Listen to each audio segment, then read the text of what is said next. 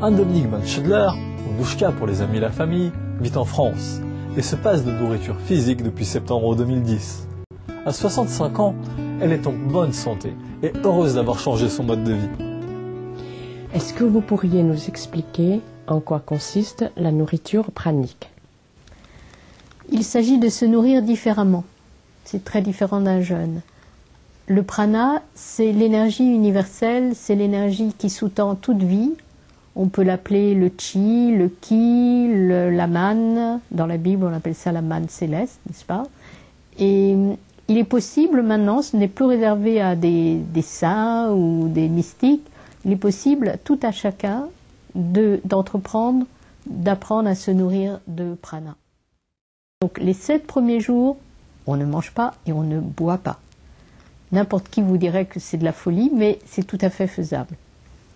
Les 7 jours suivants, on prend des jus de fruits dilués à 25%, c'est-à-dire très peu de jus de fruits, beaucoup d'eau, ou même simplement de l'eau. Et les 7 derniers jours, on boit des jus de fruits dilués à 40%, donc un peu plus dense. Comment est-ce que vous avez vécu ce processus? Comment est-ce que j'ai vécu ce processus? Ça a été une grâce infinie. Je ne m'attendais pas à ça, je pensais que ça allait être beaucoup plus dur que ça n'a été quelque part, parce que j'ai reçu tellement de cadeaux que je me suis sentie soutenue. Dès que j'ai émis l'intention de faire ce processus, j'ai commencé naturellement, sans aucun effort, à moins manger. Et puis, j'ai senti que j'étais accompagnée pour me préparer à ce processus. Les doutes, j'en ai jamais eu, parce que j'étais prête à aller jusqu'au bout. Je me suis dit, j'aime mieux, si je dois mourir, j'aime mieux mourir comme ça, que de mourir avec des perfusions, de la morphine, un cancer à l'hôpital. Je me suis dit, ben là au moins, si je meurs en conscience. Mais j'étais persuadée que j'en mourrais pas. Mais je me suis dit, voilà, si ça devait m'arriver, c'est pas un grand problème. J'ai élevé ma fille, voilà, je suis autonome, pourquoi pas, voilà, pourquoi pas. Mais je n'avais pas l'intention du tout de mourir, évidemment. Oui, mais vous avez souffert, il y avait les premiers jours. Oui, alors le premier jour ça va, on continue à se promener, le deuxième aussi, le troisième, on a beaucoup de mal à marcher. Donc j'ai découvert un nouveau sport, la chaise longue. Donc je me mettais à l'abri du soleil, parce que ça c'est important, de ne pas être en plein soleil quand on ne voit pas. Et je regardais les nuages, et je rêvassais, et je m'endormais, et je bouquinais un peu, voilà, c'était mon activité. Mais alors la nuit du troisième jour, il s'est passé quelque chose de très très spécifique. Et puis, comme j'avais décidé de jouer le jeu, et que je savais que à peu près 10 000 personnes, maintenant je sais que c'est même plus, c'est 30 000 personnes ont fait ce processus, ils sont toujours là, je me suis dit, bon ben voilà, allons-y. En fait, j'étais quand même toute seule. Hein. J'ai pas trouvé vraiment la personne adéquate pour me coacher, donc je préférais être seule. J'avais une amie qui me téléphonait tous les matins, mais qui habitait à 5 heures de chez moi, pour voir si j'étais toujours vivante, et elle avait le numéro de mes voisins au cas où il serait arrivé quelque chose. Mais c'était tout. Sinon, je l'ai vécu absolument seule. Donc la nuit du troisième jour, je me suis réveillée à 3 heures du matin. Donc, bien sûr, consciemment, j'avais pas peur de mourir, mais inconsciemment, peut-être que j'avais peur de mourir. On a toujours peur de l'inconnu. Hein. Pourtant, la vie, c'est un éternel changement, mais c'est quand même passé d'un état à un autre, comme la naissance, c'est passé d'un état à un autre. Donc voilà, je me suis réveillée et j'ai juste vu qu'il était 3 heures du matin. Et j'étais paralysée dans mon lit. Je ne pouvais plus bouger. Alors, j'avais une carafe d'eau à mes côtés et un crachoir, parce qu'on est obligé de boire, sinon on a la bouche complètement sèche. On ne boit pas, on met de l'eau dans la bouche et on se rince la bouche ou des glaçons et on recrache. On n'avale pas. Et les glaçons, quand ils fondent, on n'avale pas le liquide non plus. Et ça, c'était le troisième jour. Ah, le troisième jour. Et donc là, j'étais paralysée dans mon lit, j'avais une soif intense, c'est sans doute ça qui m'a réveillée, et je ne pouvais pas atteindre mon eau et mon crachoir. Alors, je me suis dit, bon, peut-être que je vais mourir, que je ne savais pas du tout ce qui m'arrivait. J'étais toute seule à l'étage, dans ma maison, et de toute façon, je n'avais pas trop envie de prévenir les voisins, parce que Ils auraient été affolés, ils m'auraient emmené à l'hôpital, on m'aurait fait une perfusion et tout était fichu, il fallait tout recommencer. Et je me suis rendormie. Je ne sais pas combien de temps ça a mis pour que je m'endorme. Et le lendemain, je me suis réveillée comme neuve, en pleine forme. J'avais plus soif, curieusement, alors que je n'avais pas bu. Et j'étais nouvelle, j'étais comme un nouveau-né. Voilà. Il m'arrivait que des bonnes choses. J'avais que des bonnes nouvelles autour de moi. Vous savez, on est en résonance avec l'univers. Donc le monde extérieur est le reflet de notre monde intérieur. Donc comme j'étais dans un état de béatitude, je peux dire, complet, eh bien j'attirais que des belles choses à moi. Voilà. Et donc c'est ça pour moi être neuve. C'était comme retourner à la maison du Père. C'était retourner au paradis. C'était, voilà, c'est difficile à expliquer. C'est une expérience un peu mystique, mais qui s'est mise en place tout simplement, que je n'ai pas provoquée. J'ai pas fait 15 heures de méditation par jour.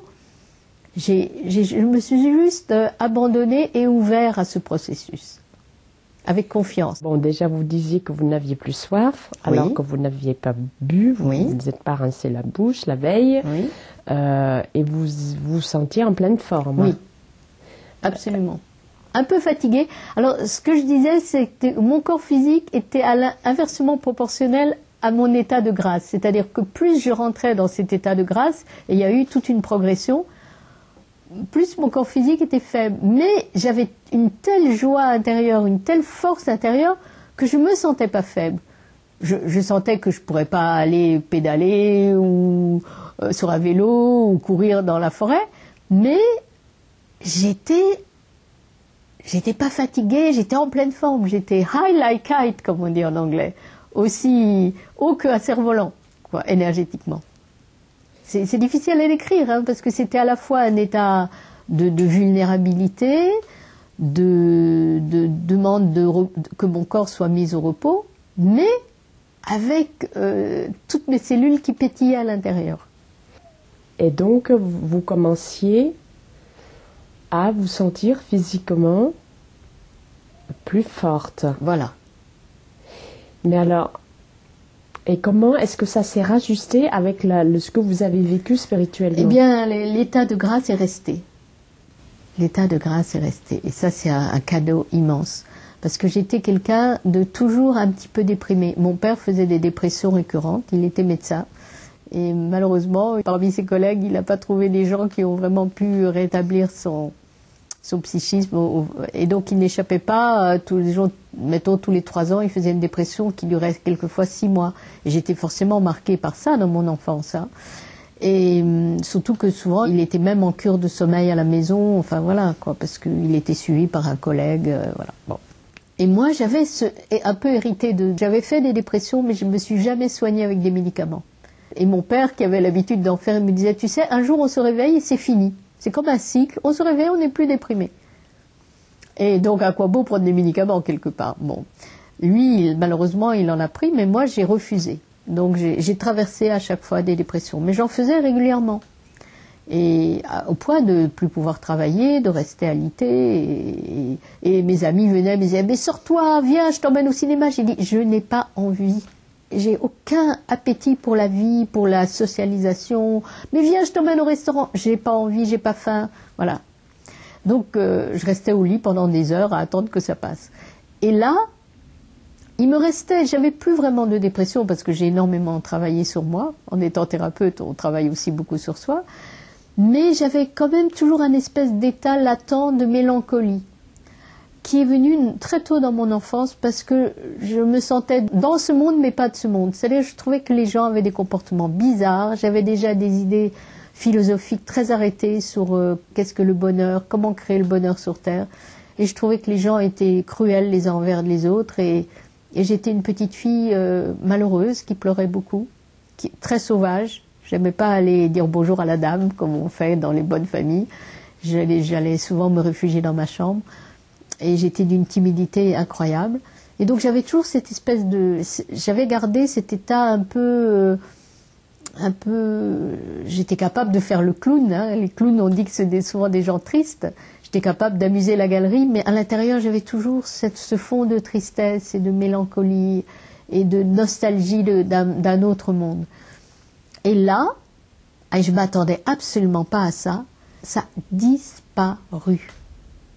C'est comme si on m'enlevait une peau et on m'en remettait une autre. J'étais plus la même. J'avais plus aucune souffrance de ce style.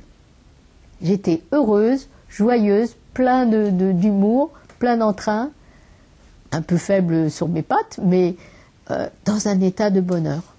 Sans objet. Je pense que le vrai bonheur, c'est sans objet. Donc, ce qui est intéressant, c'est que vous semblez décrire un état où la faiblesse physique n'empêchait pas voilà. la joie de vivre. La joie de vivre. Tout à fait.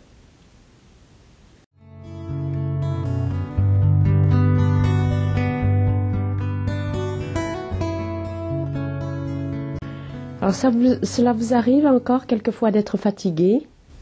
Oui, ça m'arrive encore quelquefois. Et comment est-ce que vous y remédiez sans passer par la nourriture physique? Je me repose. Voilà. J'ai appris à avoir une relation plus douce avec mon corps aussi. Parce qu'avant, j'étais toujours en train de cravacher. Hein, je disais, tu es fatigué, continue. Et parce que j'ai élevé ma fille seule, j'ai une vie, j'avais pas un salaire qui tombait tous les mois. Je faisais tout. Le secrétariat, chercher les billets d'avion, faire la promotion de mon travail, organiser les organisateurs. C'était un casse-tête quelquefois d'établir un calendrier. Et j'allais quelquefois très loin pour enseigner ce que j'enseignais. Donc je suis allée jusqu'à Tahiti, l'île Maurice, l'Australie. Voilà, tout ça, ça demandait beaucoup d'organisation. Et quelquefois, j'étais épuisée. Et comme j'étais électrosensible, j'avais pas d'ordinateur. Alors, je faisais tout à la main. Je mettais mon fichier en ordre, en décollant les étiquettes, en les recollant pour qu'elles soient par ordre alphabétique. Je passais des nuits. Je m'étais fait une vie dure. Très dure. Comme d'autres respiriens, Anne-Dominique réalise les nombreux avantages du mode de vie pranarien dans son quotidien, tant spirituellement que physiquement. Comment est-ce que la nourriture pranique pouvait vous rendre la vie moins dure? Parce qu'on dort moins. Au lieu de dormir 8 heures par nuit comme je dormais avant, je dors 4 à 6 heures. On a plus d'énergie. Toute l'énergie qu'on dépense à digérer, ça prend de l'énergie. Ça en donne un petit peu, mais ça en prend beaucoup. L'énergie qu'on passe à aller faire des courses, faire des listes de courses, faire la vaisselle, faire la cuisine, ça prend un temps fou, même si, admettons qu'on mange que cru. Parce que, même ça, il faut râper les légumes, voilà. C'est time consuming, comme on dit en anglais. Ça prend énormément de temps de s'occuper de tout ça. Alors, est-ce qu'on peut dire qu'être nourri de lumière, c'est recevoir la grâce divine? Pour moi, ça a été ça, vraiment. Alors, est-ce que se nourrir de lumière suppose qu'on entretient le lien avec cette grâce? Ça veut dire qu'il faut faire un travail quand même quotidien. Écoutez, non. Non, c'est ça qui est extraordinaire. Ça se fait tout seul. Dans la mesure où on s'ouvre. Donc, cet état-là, entre autres, c'est un plein d'énergie, une absence de douleur. Oui.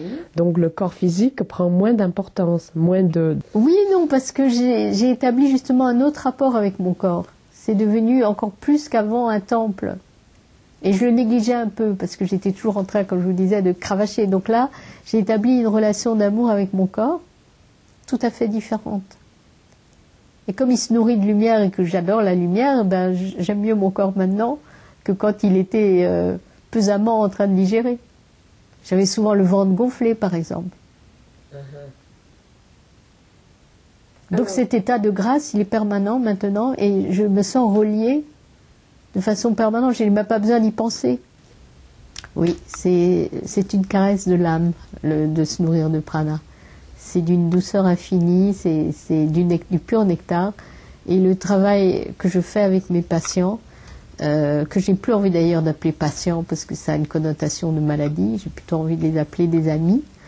Et bien c'est aussi caresser leur âme, hein, les rassurer, les mettre dans un état de confiance vis-à-vis d'eux-mêmes, de manière à ce qu'ils puissent s'auto-guérir. Voilà, c'est ça, c'est créer un environnement de sécurité. C'est ce dont on a le plus manqué tous, et que actuellement ça se fait cruellement sentir, le manque de sécurité. dans l'inconscient collectif. Hein, j'ai plus cette espèce de vague à l'âme que j'avais avant, donc j'ai plus d'énergie, je suis plus confiante dans la vie, même si tout va mal autour de moi, ben je garde le cap. Hein, bien sûr, je suis secouée comme tout le monde, je ressens à distance les tremblements de terre, les choses comme ça, alors imaginez qu'en ce moment je suis secouée, au Japon c'est tous les jours que ça tremble la terre, donc voilà, mais il y a une espèce de stabilité qui s'est faite en moi, une stabilité émotionnelle qui fait que je surfe sur la vague beaucoup plus facilement qu'avant.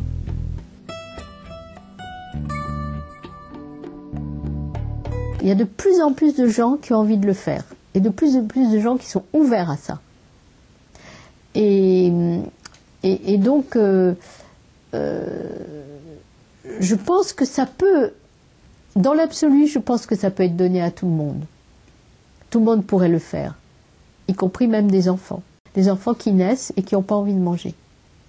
Ça ne les intéresse absolument pas. Et qui sont en pleine forme. Donc ils se nourrissent tout à fait spontanément de lumière. Donc je pense que c'est ouvert à tout le monde, mais il faut avoir... une amie me disait, tu as beaucoup de courage. J'ai dit non, il faut simplement avoir la confiance absolue que c'est possible. Le Christ, quand il soignait, avant de soigner, il disait « Avez-vous la foi? As-tu la foi ?» Ça ne sert à rien que je te soigne si tu n'as pas la foi. Donc il faut avoir cette foi quand même. Il faut avoir dépassé la croyance que si on ne mange pas, on meurt. Que si on ne boit pas, on meurt.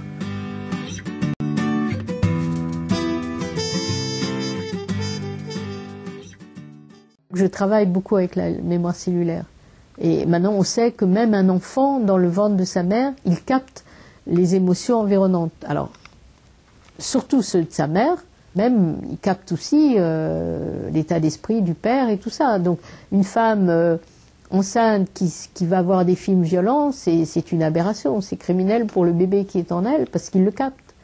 L'enfant, il l'entend à travers le ventre. Et il n'a pas la possibilité de se défendre, de trier. Lui, il reçoit tout plein pot. Je suis venue pour servir. Ça, j'ai toujours été depuis toute petite persuadée que j'étais là pour servir. Et j'ai toujours ma mère, je la dérangeais beaucoup, elle disait « Tu as un bon cœur. Tu as un tellement bon cœur. J'aime m'occuper des gens. Depuis que j'ai fait la nourriture pranique, je suis beaucoup plus centrée. Je sais beaucoup plus facilement dire non. Il y a un proverbe chinois qui dit « On peut aimer une bactérie et pas la vouloir dans son bol de riz ». Et ben, ça m'aide beaucoup parce qu'avant, je croyais qu'il fallait être bon, ça voulait dire accueillir tout le monde. Et mettre toutes les bactéries dans son bol de riz. Et ben non, il faut aussi quelquefois savoir se préserver parce que sinon on perd énormément d'énergie et de toute façon on n'aide pas les gens. Donc je dirais que je suis en service, mais je suis beaucoup plus éclairée maintenant de jusqu'où je peux donner sans me perdre. Voilà. C'est l'amour qui guérit. Voilà. Si on le résume en quelques mots, ce sera ça. Que j'ai la croyance que l'amour guérit, que l'amour peut tout. C'est une force puissante, l'amour, c'est du feu. Donc, ça, je dirais, si j'ai un message à dire, l'essentiel dans la vie, c'est d'être dans l'amour et dans la conscience. C'est pas l'amour wishy-washy, lovey-dovey, ah, tout le monde il est beau, tout le monde est gentil, on s'aime tous, gna gna gna gna gna. Non, c'est la conscience avec cette ouverture du cœur. C'est à la fois, c'est ça qui nous aligne, c'est la croix, hein, c'est alignement depuis la verticale jusqu'au sol, et puis l'horizontale, c'est cette ouverture de cœur qui permet de se guérir et de contribuer à la guérison de la planète. Hein. Voilà, donc arrêtons de massacrer les animaux pour la consommation, c'est aberrant. Moi j'ai vu des chèvres qu'on amenait à l'abattoir en Grèce, elles avaient les yeux qui leur sortaient des orbites et elles se pissaient dessus. Elles savaient qu'elles allaient à l'abattoir. Hein, c'est aberrant. Donc ça serait merveilleux si tout le monde se nourrissait de prana. La faim dans le monde serait éradiquée. Alors aussi quand on dit, mais ça devrait se savoir, et quand pourquoi les enfants crèvent de faim. Mais si on a la croyance qu'il faut manger pour vivre, eh ben on va mourir si on n'a rien à manger. Maintenant, si on apprend qu'on peut vivre de lumière, on peut être au fin fond de Calcutta et être heureux, parce qu'on n'a plus besoin de se nourrir. Bien, merci Anne-Dominique Vinchetla. Merci à vous.